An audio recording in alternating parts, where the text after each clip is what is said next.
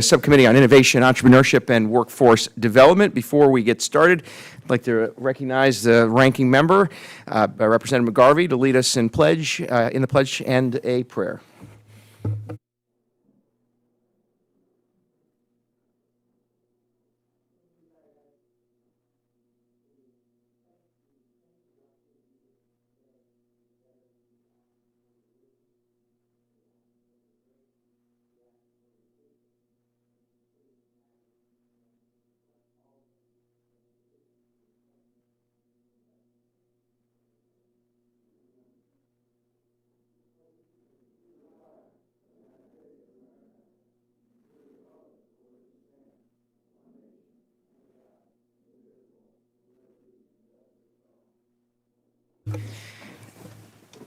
Thank you, sir. I now call the Committee on Small Business to order. Without objection, the Chair is authorized to declare recess of the committee at any time. I'd now like to recognize myself for an opening statement and appreciate you all for being here. And I welcome those of you on our panel to the subcommittee. First, to each of our witnesses, thank you. We recognize your time is both valuable, and hope you know we appreciate you spending time with us and look forward to your testimonies. The current labor shortage in the United States is disproportionately affecting small businesses, with 40% of small employers unable to fill job openings as of August.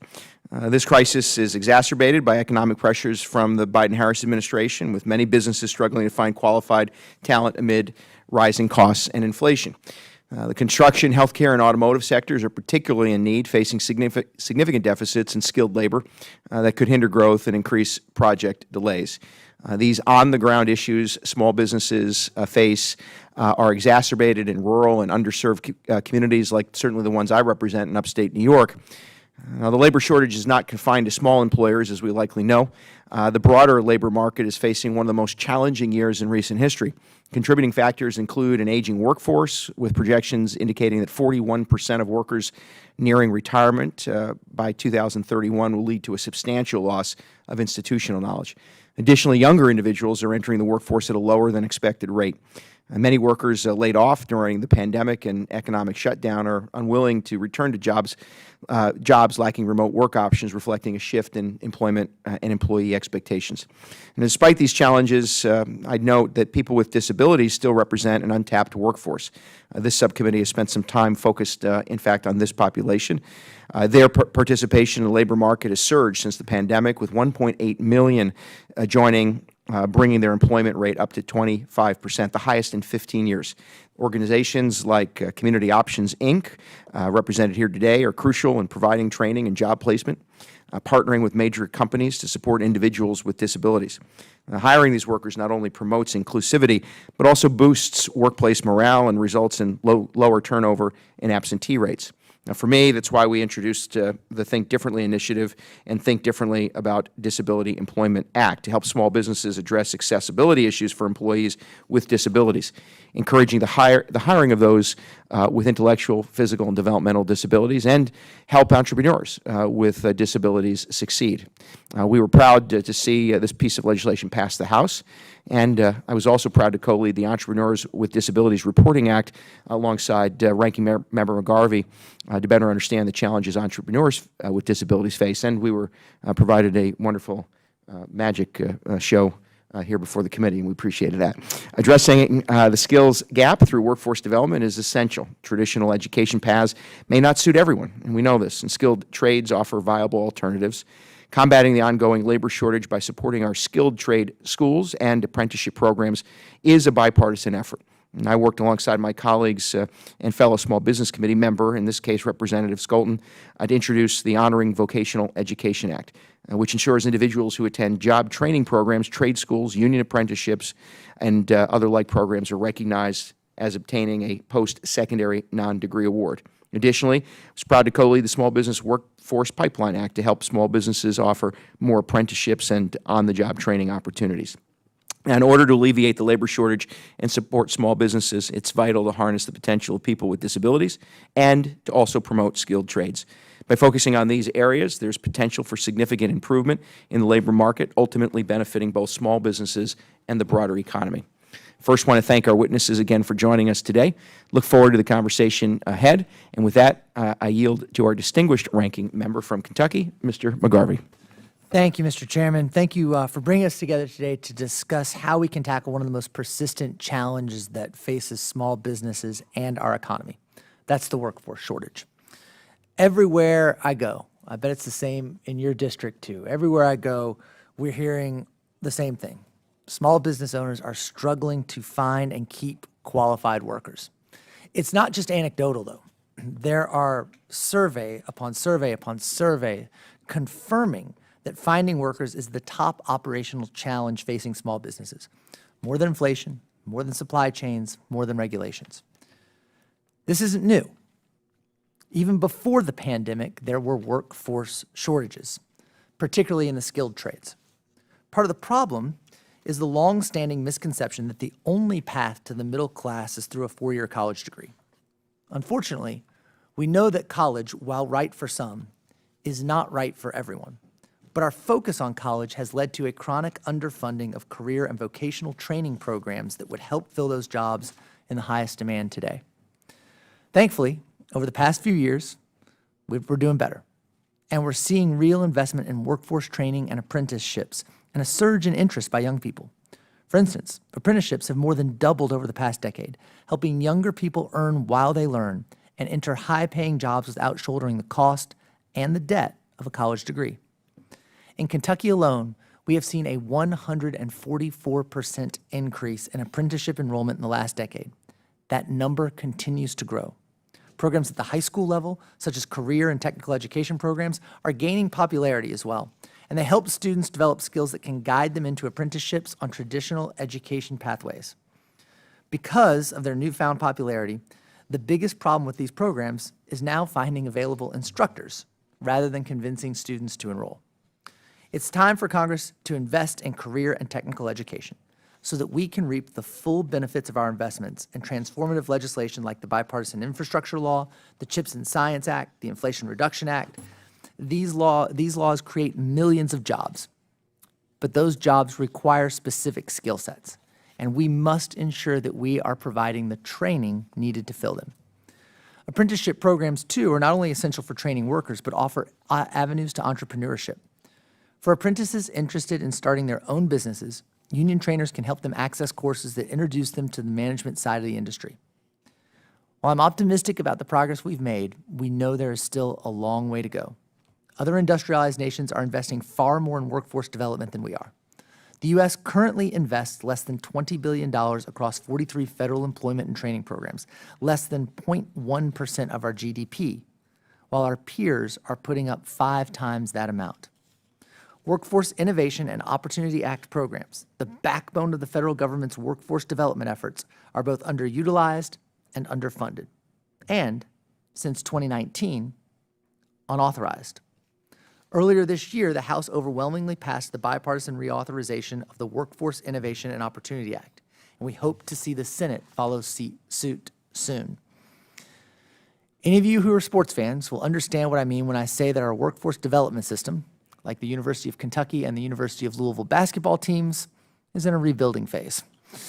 But with the right investments and approach, we can build something stronger that meets the needs of our economy, supports small businesses, and gives every American the chance and opportunity to get ahead.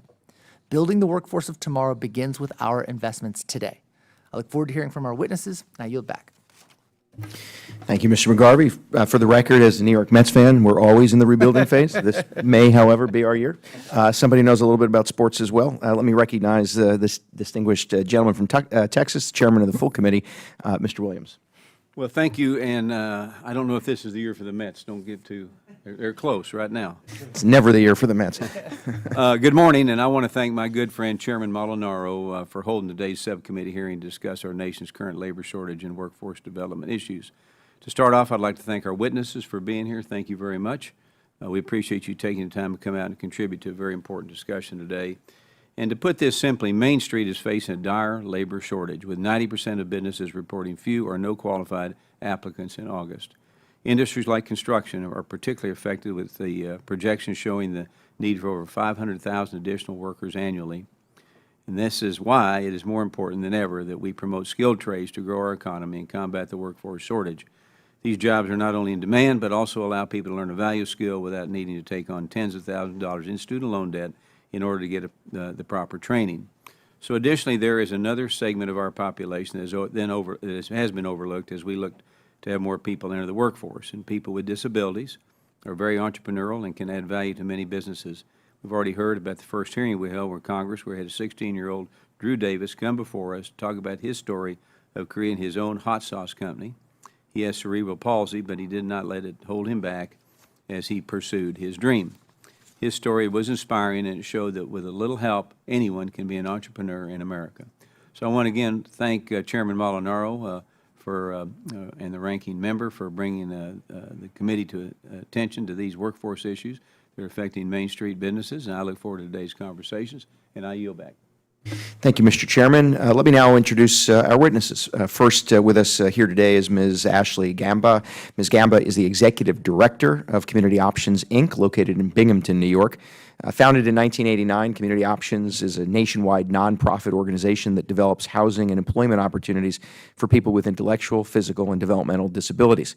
Since its founding, Community Options has expanded their services to over 10 states, partnering with local governments to provide employment opportunities across the country. Throughout my time in public service, I can tell you that Community Options has been a leader and a voice for our disability community, especially throughout Broome County in New York State. One of the organization's most memorable events is the annual Cupid's Chase in Binghamton, which brings together our community and support for those with disabilities. From hosting job training events to building out their new pharmacy technician workforce program, to creating an internship program with Legends at Yankee Stadium, Mr. Chairman, Community Options empowers those with disabilities to meaningfully contribute to Main Street and lead more independent lives. Ms. Gamba has been with Community Options, Inc. since 2017, when she began as the State Director of Employment Services before moving to her current position last year as Executive Director. Ms. Gamba attended the University of Buffalo, where she earned her Master's of Science in Vocational Rehabilitation Counseling, and I'm certainly grateful to you for joining us here today for today's discussion. Our next witness is Mr. Frank Stento. Mr. Stento is the Director of Business Development and District Council Number 4, Painters and Allied Trades, located in Binghamton, New York. District Council 4 represents 2,000 active and retired men and women in 33 counties throughout western and central New York, representing those in the finishing trades. District 4 has been a leader in providing high-quality work-based training programs for those seeking a career in the trades. Mr. Stento has been involved with District 4 since 2018, where he began as Business Development Specialist. In addition to his position as Director of Business Development, Mr. Stento serves as the President of District Council 4 Local 178 and is Vice President of the Binghamton Oneonta Building Trades. Mr. Stento earned his Associates of Arts and Science and Workforce Development and Training from Mount West Community and Technical College. Big fan of community colleges. Thank you, sir, for joining us today for this conversation. And now let me recognize Ranking Member McGarvey to introduce our last witness before appearing before us today. Thank you very much, Mr. Chairman. Our final witness today is Mr. Neal Strange. He is Director of Education at the Kentucky, Ohio Regional Council of Carpenters. 3 states, but one gets a little more emphasis there from us. And he's part of the Joint Apprenticeship and Training Fund. Mr. Strange is a 15-year member of the United Brotherhood of Carpenters and Joiners of America, and currently serves as Director of Education, overseeing the operations of 9 training centers across Indiana and Kentucky. These centers support over 4,000 apprentices as well as the continuing education program. Mr. Strange is himself a graduate of UBC's 4-year apprenticeship program and holds an Associate of Applied Science in Construction Technologies and a Journeyman Carpenter designation. After working in the field, he transitioned to a career in education, becoming a full-time instructor in 2022. Thank you, Mr. Strange, for joining us today. Mr. Chairman, I yield back. Thank you, Mr. McGarvey. We appreciate you all being here today with us. I do want to extend our appreciation to the staff of the Small Business Committee and, of course, our 2 offices for coordinating today's hearing. And before recognizing the witnesses, let me also remind each of you that your testimony today is restricted to 5 minutes. If you see the light turn red in front of you, it means your time is up, and Mr. McGarvey gets very, very anxious. If you should wrap, and to the extent you can, please just wrap up your testimony at that point. And with that, let me recognize Ms. Gamba for your opening remarks. Thank you. Dear Chairman, can you hear me? Yep. Dear Chairman Williams, Ranking Member McGarvey, members of the U.S. House Committee on Small Business. As the Executive Director for Community Options New York, I'm pleased to have the opportunity to provide written testimony or verbal testimony to the U.S. House Committee on Small Business regarding workforce training programs that are available to help small business owners expand their labor pool.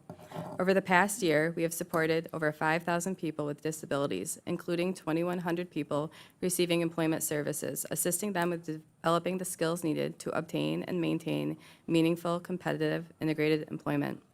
Community Options has had the opportunity to develop innovative training programs in partnership with numerous businesses to assist with positive employment outcomes for people with disabilities across New York State. We have partnered with Legends at Yankee Stadium to provide hands-on integrated training in the following areas: merchandising, food service, customer service, and retail. By providing work readiness training to assist participants with building the soft skills related to employment, hands-on experience to develop transferable work skills, and on-site training and support, we have successfully placed over 200 individuals in paid work experiences that have resulted in 80% of placement in competitive employment settings. Additionally, through partnership with the MBA Foundation, Community Options has received funding to provide training and employment supports to minority youth with disabilities across several states. This funding has enabled us to identify youth with disabilities and provide work readiness training, career exploration counseling, job placement, and job coaching services. This couldn't be done without our small business partners, local businesses and organizations that have assisted with allowing us the opportunity to provide on-site training and job coaching supports to the individuals that we work with. Most recently, we've had the opportunity to partner with CVS Health to provide retail, front and back store, supervisory training, and a Department of Labor funded pre-apprenticeship training program for farm technicians or pharmacy technicians. Through this partnership, we've had the opportunity to build a career readiness center offering hands-on training to further develop the transferable work skills required for competitive employment. In our ever-evolving economy, it has become apparent that hiring to meet the needs of many small businesses has proven to be difficult. In a recent survey conducted by SCORE, more than 50% of small businesses reported that it was very or somewhat difficult to fill open positions, citing it's been most problematic to find skilled or qualified workers. Additionally, according to the Society for Human Resources Management, approximately 97% of HR professionals and 92% of people managers say that employees with disabilities often perform at the same or better level than their coworkers without disabilities. Yet this population often faces significant challenges when attempting to obtain meaningful employment. As always, we're very thankful for our small business partners who work closely with our agency to provide employment opportunities for people with disabilities.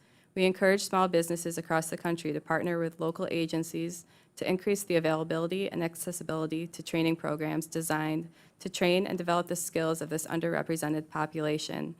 And we also urge Congress to continue to strengthen funding for the vocational and pre-apprenticeship opportunities for both youth and adults with disabilities. Thank you, Ashley. Appreciate that very much. I now recognize Mr. Stento for your 5-minute open remarks. Thank you. Good morning, Chairman Williams, Chairman Molinaro, and esteemed members of the subcommittee. Thank you for the invite to give testimony today on my experience with registered apprenticeship programs and and how they can impact positively workforce development moving forward. So I have a great deal of gratitude for my organization, the International Union of Painters and Allied Trades, for the small business owners, also known as the subcontractors, who employed me out in the field, for my instructors and journey workers that supported and trained me to become a skilled craftsman, and then to my mentors that challenged me and took the time to help me develop. What do those all have in common? The workforce model of a registered apprenticeship program, which has a rich history in the United States and it has a bright future to come. Like many others before me, this system provided me an opportunity, a purpose, and the tools to achieve success. Apprenticeship in the skilled trades offers a unique opportunity to gain hands-on experience while earning a living. Unlike traditional classroom education, as Ranking Member McGarvey said, an earn while you learn apprenticeship allows you to gain knowledge by working under the guidance of experienced professionals in the industry. Practical training ensures that you develop the technical skills necessary to excel in your chosen field, whether it's plumbing, electrical, carpentry, or like myself in the finishing trades. This leads to full-time employment, providing a clear path to a stable career without the burden of student loan debt. The other four-year degree is what we commonly reference, a registered apprenticeship program, although the time frame, depending on a craft and curriculum, can be anywhere from 3 to 5 years. Beyond the technical skills, apprenticeships also foster personal development. They teach how to work in real-world environments, solve problems on the spot, and communicate effectively on job sites and beyond. These skills are invaluable across many areas of life and make apprentices highly sought after by employers. Furthermore, the demand for skilled tradespeople continues to grow, offering long-term job security and competitive wages. With the abundance of mega projects on the horizon, combined with a workforce that is aging, there's an urgency to get new candidates in the pipeline to sustain the industry for those small business owners long-term. An apprenticeship not only builds expertise, but sets the foundation for a rewarding and sustainable career. In apprenticeship school, our instructors teach hands-on applications and best practices. A large component is dedicated to health and safety to minimize accidents in the field. There's conversations around tools, equipment, and technologies in the craft. Training around financial literacy, social skills, the history of the trade, and advances in the industry are also incorporated. We complete mock-ups in-house for repetition in the craft and perform projects for nonprofits in the community. After apprenticeship school, there's a huge focus on journey worker upgrading, as we have an obligation to maintain our reputation as the most highly skilled, safe, and productive workforce performing our crafts.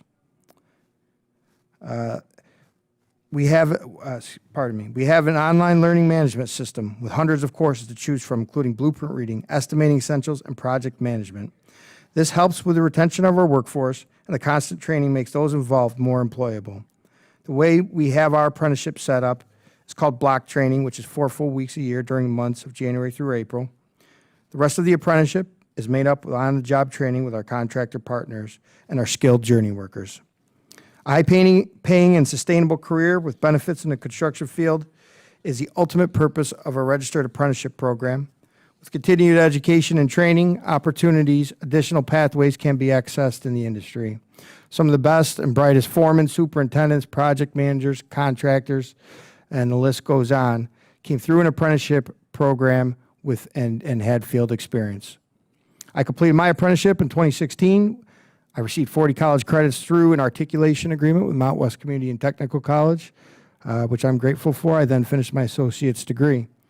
I was running projects in the field and started instructing part-time through our district council, which then eventually led to a full-time staff position in the business development, also known as organizing. Now one of the best parts of my career is seeing others come in and find similar success and watching their trajectories and life change.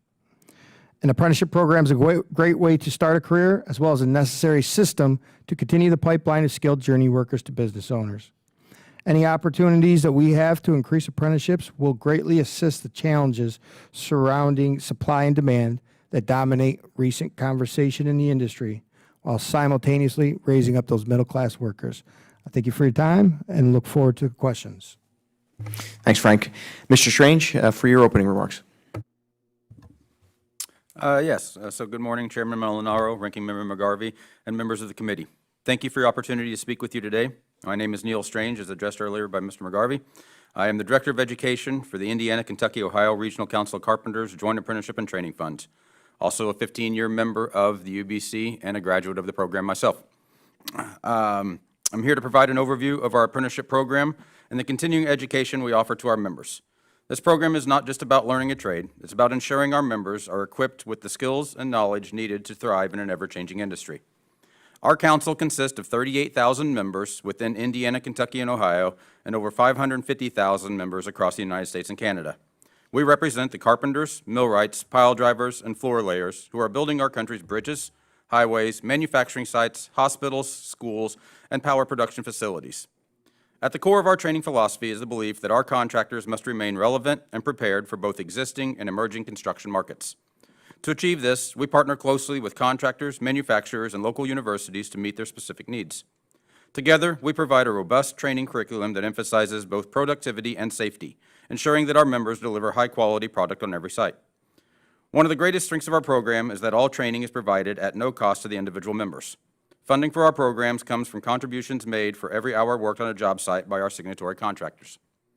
Nevertheless, we lift the financial burden off of those contractors, allowing them to focus on project execution without worrying about additional expenses related to training workers and ensuring their workforce has the proper certifications necessary for specific jobs. Our members benefit from a top-tier education, while our contractors benefit from a highly skilled workforce. In terms of compensation, our apprentices are paid on a scaled wage basis. The wage structure provides apprentices with fair compensation as they build their skills, which further incentivizes retention and productivity. This model also allows our contractors to remain competitive in the market while employing highly trained and motivated workers. We offer multiple pathways into our program, creating accessibility for a diverse group of candidates. We have partnerships with high school career and technical education programs, adult education initiatives, state and county reentry programs, and military veteran organizations, such as Helmets to Hard Hats and our own internal military veterans program.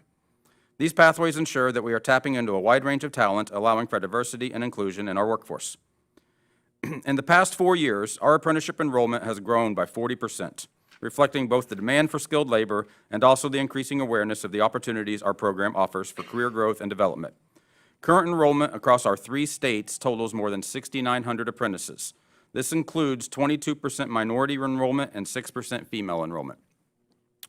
From the moment an apprentice begins our program, safety becomes an integral part of their education. Beginning with an OSHA 10 certification and continuing throughout their apprenticeship, safety protocols are embedded into every aspect of training. A safe worker is an effective worker, and this foundation is key to the longevity of their career and the protection of our job sites. For members who aspire to further advance their careers beyond the apprenticeship, we offer additional pathways into leadership roles, project management, and business ownership.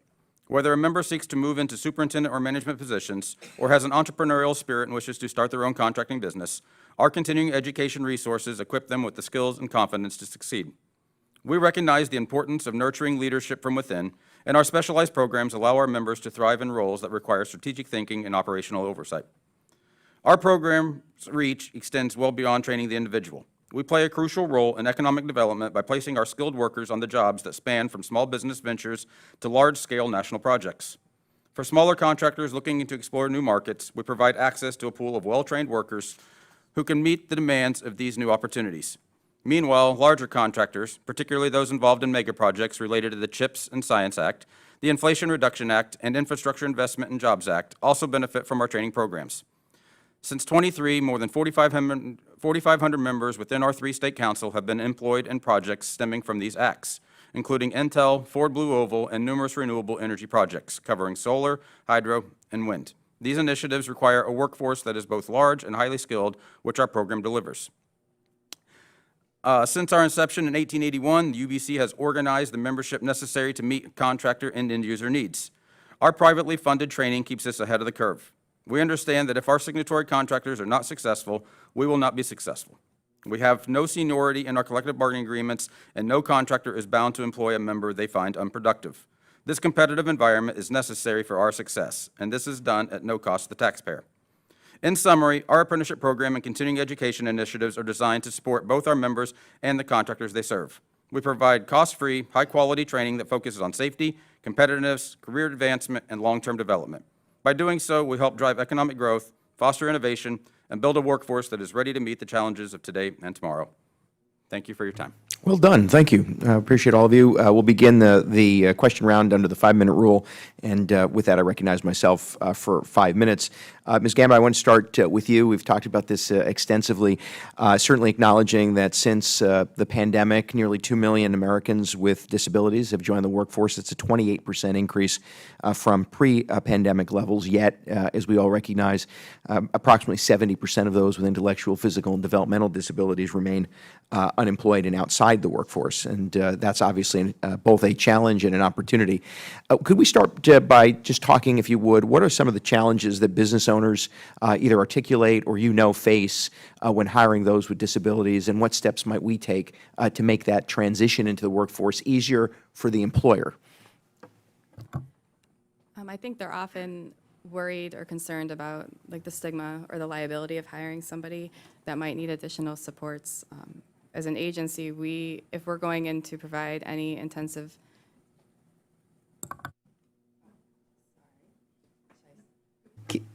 You can continue.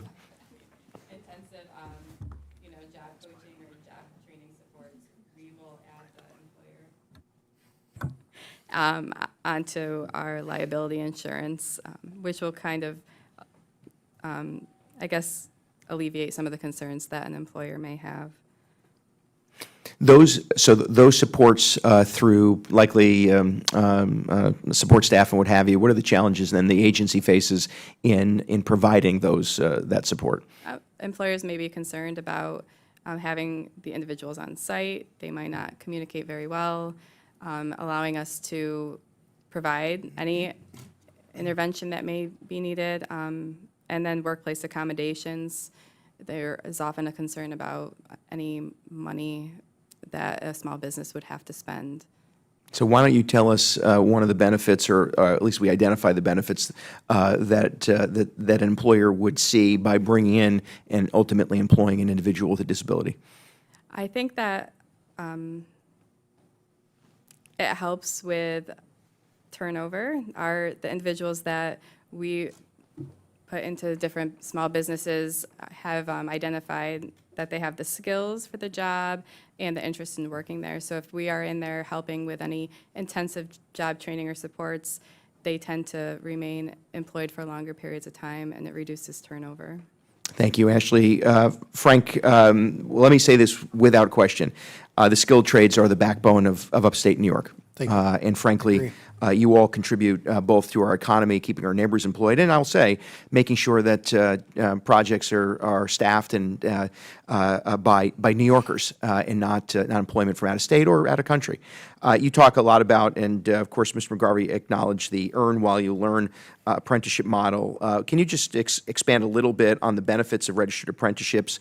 And within the time I have, what steps can we take to expand access to and support those registered apprenticeship programs? Sure, thank you. One thing in addition to what I had already mentioned in my testimony would be our apprentices are starting to gain contributions towards their health care and towards their retirement. In addition, they have structured pay raises that we work with the New York State Department of Labor throughout their apprenticeship program as they progress through that. They have eligibility for employee assurance programs.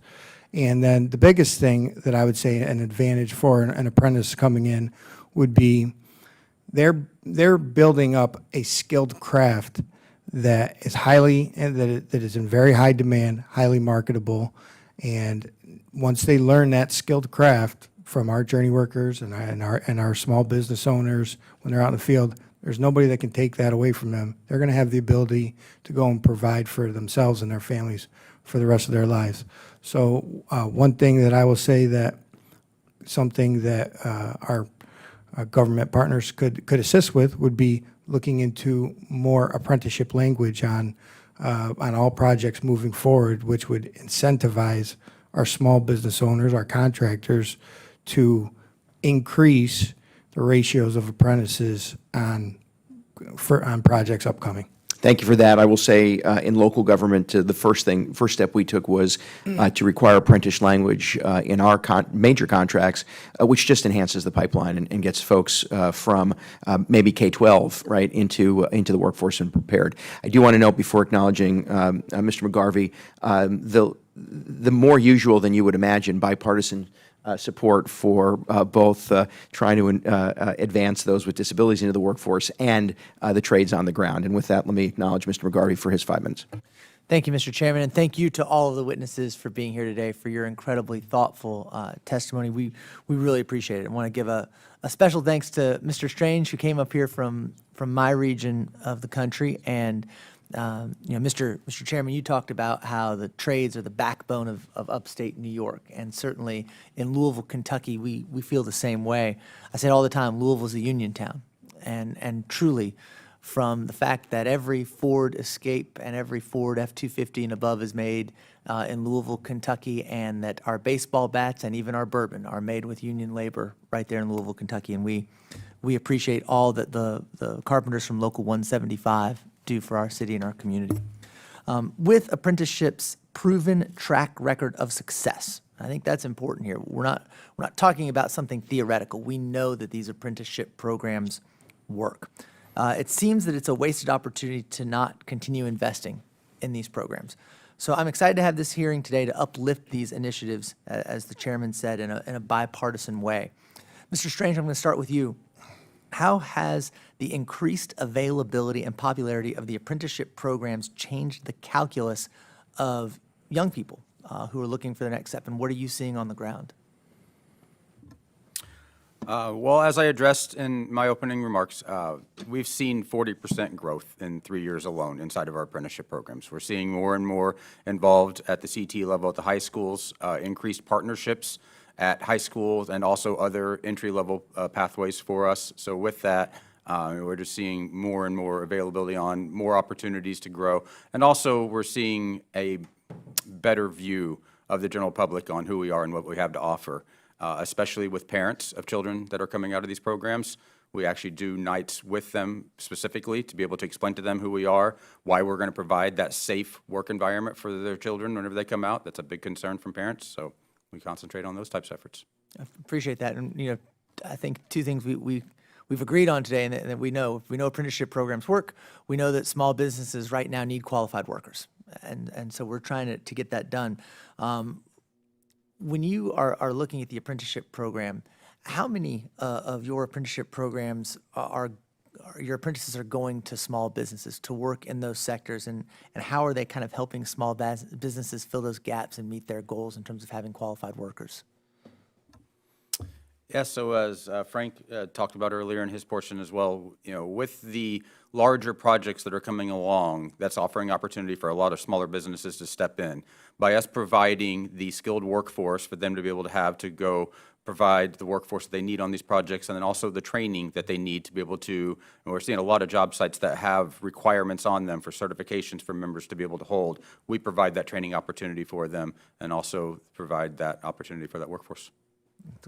And Mr. Stento, I'll go over to you as well.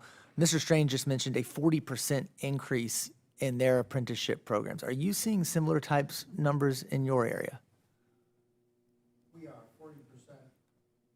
Excuse me. We are seeing significant increases as well. We actually just had our largest apprenticeship class since I've been on staff, which is over 6 years, about 250 apprentices that are going to be coming in for this coming school year. So there has been, and it's been intentional, right? We see the need to, with our retirees that are coming up with the mega projects, that we're going to have some urgency. It has to be strategic in how we intend to fulfill these projects. So there has been, yes, a major increase in our numbers as well, and other trades in the Broome County region. Some of our apprenticeship programs, the Carpenters up there, just in a little north of Broome County in Onondaga, just opened up a new training facility. Plumbers and pipe fitters are doing the same thing, all in anticipation of increased apprenticeship numbers, so that we are able to fulfill a pipeline to our small business owners in the years to come. And then these apprentices will eventually be the future of they are the future of our workforce and of the industry. And they will be able to, in a short period of time, relatively, have the skills necessary to be then mentoring and teaching the generation following them. And thank you so much. As we run out of time, I will just underscore your point. You said that they are, in fact, the future of your workforce. We've got these major projects coming up, things coming up from the bipartisan infrastructure law, et cetera. But by being the future, we also know and agree that's the backbone of our community. They're the future of our community as well. So we appreciate that testimony. Thank you, Mr. McGarvey. Let me now recognize for 5 minutes the gentleman from California, Ms. Chu. Well, I want to thank all the witnesses for all your great work and putting people to work. So thank you for that. Mr. Strange, you've helped individuals from so many walks of life enter the job market prepared and trained in the incredibly important field of carpentry, which is especially critical for taking full advantage of the investments made by the Inflation Reduction Act and the bipartisan infrastructure law. I believe local workforce training facilities are a key component to meeting this growing need and supporting our nation's workers. which is why I secured community project funding for 2 workforce development and job training facilities in my district. This includes the Pasadena Facilities for Jobs Creation Training and Education Center. It recognizes the fact that a 4-year college degree is not for everybody, and this will help connect high school-age students to vocational training for so many different fields, including EMT training, automotive technology, construction and building trades, and even robotics. So I'd like to hear you talk about how community-based job training programs like this one can help support apprenticeship programs offered by unions like yours. How can these types of programs work together to help build a bigger pipeline into important trades like carpentry? So one of the ways that we already have established in our area is that we can provide an articulation agreement along with them. So if they have the requirements met inside of their training facilities, that can be a direct entry pathway into our programs. So with that, as long as everything inside of those facilities is there in line, we work together to create that. We also provide a curriculum pathway to be able to provide for those that want with our own internal UBC designed program for that type of need. Okay, that is wonderful. I'd like to have Mr. Strange and then Mr. Stento answer this question, which is, the work you do is a testament to the strength and importance of our nation's unions. Because Democrats passed and President Biden signed into law the landmark Inflation Reduction Act, so many new job opportunities in the green energy space have become available, which you mentioned in your testimony.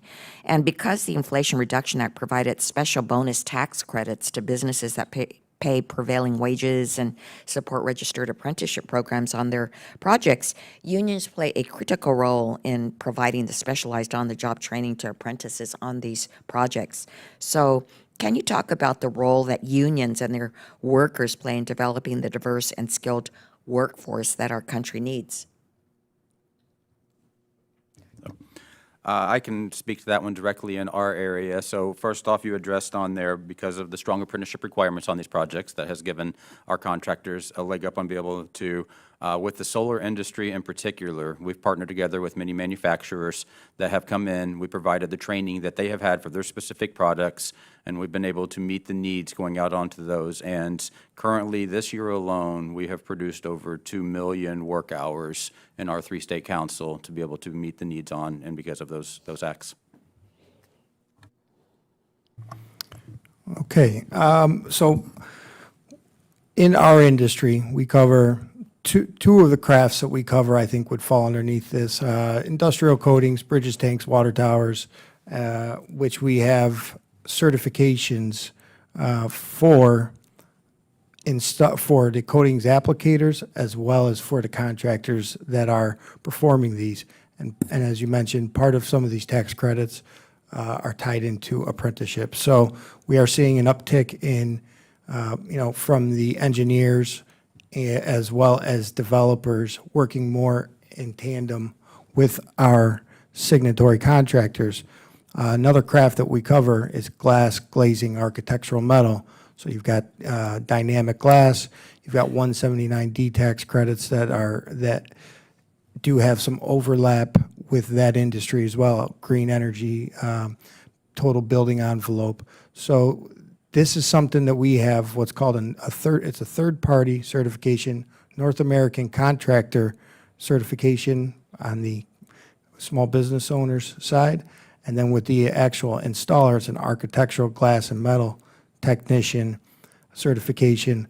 But you're seeing these specified in a lot more projects so that there's less rework, but also so that the design is intended, especially when you're looking for energy reduction, is completed by a competent installer and contractor as well. So we are seeing the architects working on those tax credits with our contractors. Thank you. I yield back. Thank you, Ms. Chu. We've gone through the first round of questions. We're going to actually just do a second round. I know Chairman Williams wanted to also ask a couple questions, so without objection, we'll begin a second round. We'll make that relatively quick for all of you. I'll start with Ms. Gamba. Just we talked a little bit about the pieces of legislation that we've worked together on, the Think Differently About Disability Employment Act, the Think Differently Small Business Accessibility Act, really trying to get the federal government to partner and use the resources it has to assist organizations like your own. If you had a magic wand, what would be the support or resources necessary to expand your workforce opportunity programming? Other than money, which of course we recognize is necessary. I think that the onboarding process for many small businesses has to be more accessible.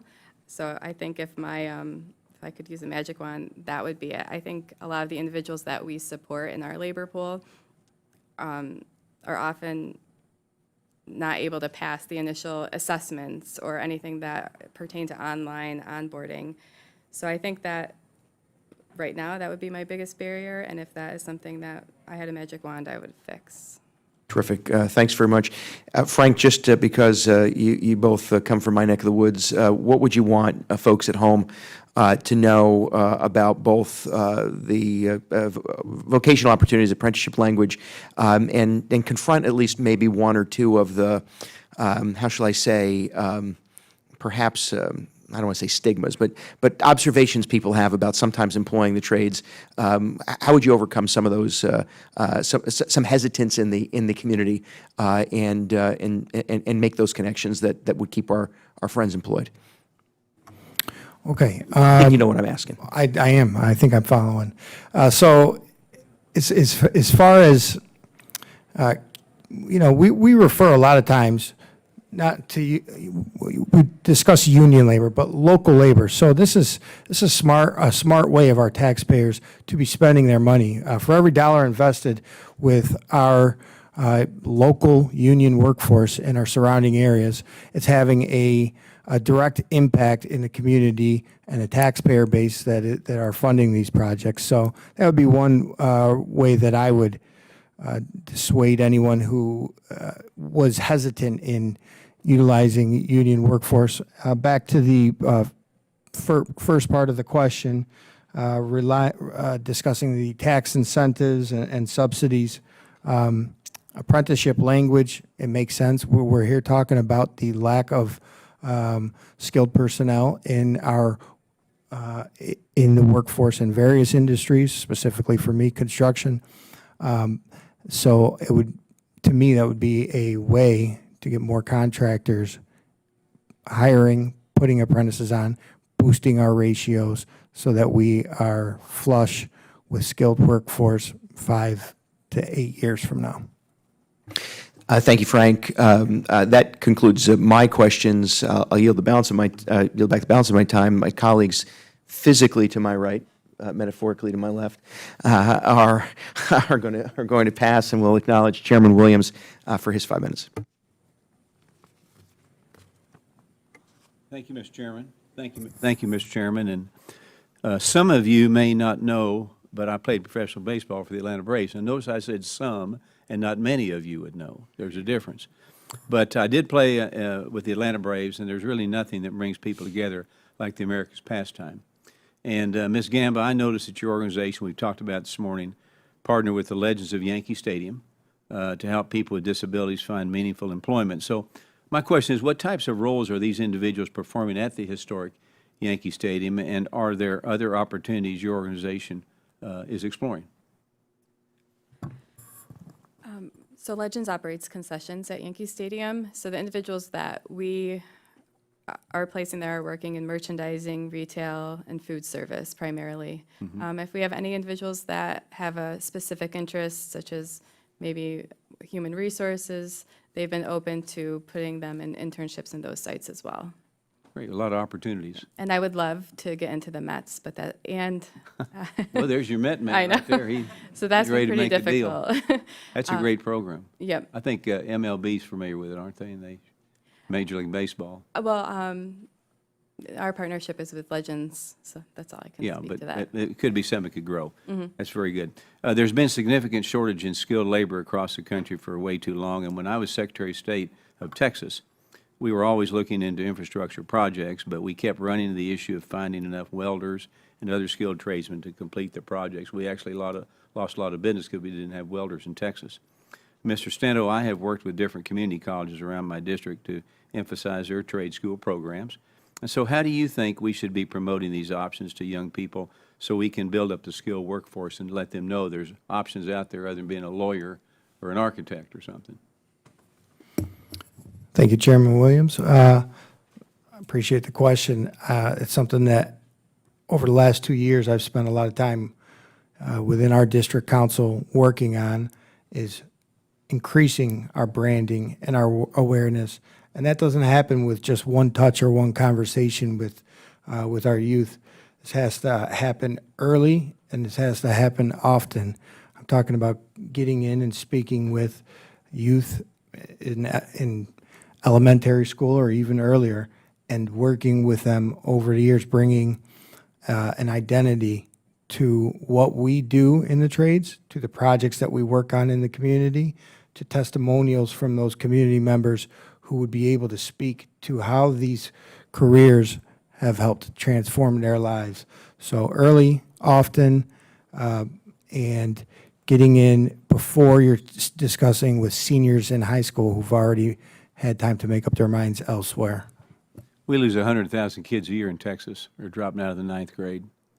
And those are the kids we need to reach out to and let them learn a trade and be very successful in the economy. I agree. Yeah. Mr. Strange, I wanted to ask you a similar question. Can you talk about some of the work you're doing to try to get high schoolers who may not know what they want to do with their futures into the skilled workforce? Absolutely. First off, real quick, I want to address the welding concern. We have 7 training facilities that we have CWI certifications inside of, and therefore provide the welding needs that are needed in our area. So if Texas is needing, we got them for you. Tell them to call Governor Abbott. So one of the ways, and we're actually in the season right now where we're doing this, we have open house events. So we are currently, yesterday we hosted one of our facilities. We have another one to follow tomorrow. As of right now, at 5 of our facilities to point this year, we have had over 2,500 high school students come through our facilities to be able to see and tour that. Along with that, we also do a program where we invite back those students that come. We invite their parents to come meet with us. We do an evening with them, and we tell them about the opportunity that we have, the career options that we have for their students to possibly enter into. We've actually even had some parents enroll in our program after they come and see who we are and what we do. I'm sure you've already touched on it, Mr. Chairman, but we have a bill that basically in simple terms makes the state colleges show these kids what it costs to go to a state university as opposed to a trade school. Big difference, affecting student debt and all the things we hear about that come from that. So we need to continue to do that. And I don't think the economy is complete until we have a workforce that's complete with trades. And we'll never run out of that. So appreciate what you're doing. I yield my time back. Thank you, Mr. Chairman. We appreciate that. As a long-suffering Mets fan, if we never had to travel to Atlanta again, we'd be much happier. Just saying. With that, that concludes our round of questioning. I do want to thank all 3 of you for your testimony today and being here in Washington with us. Again, as mentioned, clearly bipartisan. Then this committee does distinguish itself under Mr. Williams, Chairman Williams' leadership in acting in a bipartisan way. So without objection, members have 5 legislative days to submit additional materials and written questions for the witnesses to the chair, which will be forwarded to the witnesses. The ranking member and I would love at the conclusion of the meeting just to take a quick photograph with our witnesses to show our continued support. If you would, to any written requests, we'd ask witnesses to promptly respond. And if there is no other business to come before the committee without objection, the committee is adjourned.